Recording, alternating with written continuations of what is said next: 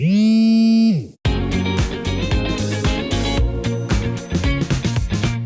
9 juillet dernier, le centre-ville de Quiberon était soufflé par une explosion au gaz.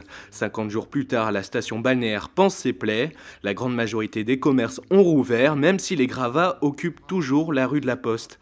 Ils ne devraient être déblayés qu'en septembre, le temps que la source de la fuite de gaz soit clairement identifiée.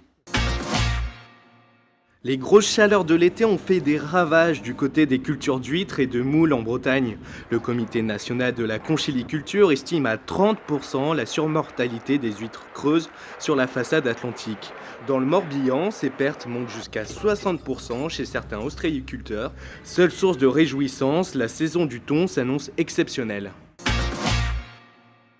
Deux plaisanciers en grave difficulté sur leur voilier, un scénario plutôt classique pour un exercice grandeur nature des sauveteurs SNSM de la Trinité dans le Morbihan ce vendredi. Les bénévoles se sont entraînés à coordonner un important dispositif en lien avec les nageurs sauveteurs et la Croix-Rouge. Cet été, le Morbihan a connu 23 cas de noyade, dont 4 mortels. Le site de Porlet, situé sur l'île de Groix, aura bien droit à une seconde jeunesse. Les bâtiments hors d'âge vont être remis aux normes à l'horizon 2020. Menés par la commune de Groix, les travaux devraient coûter 1,5 million d'euros. La vétusté des bâtiments mettait en péril l'organisation du FIFIG pour les prochaines éditions. Ce week-end, c'est les agriculteurs qui mènent la danse. La traditionnelle agrifête, qui marque pour beaucoup la fin des vacances, débute samedi soir à Ploudalmaison, dans le Nord Finistère.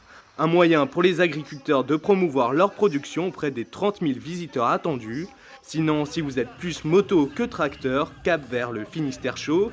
Des riders venus du monde entier vont s'envoler au-dessus des bosses de Briec. Show garanti.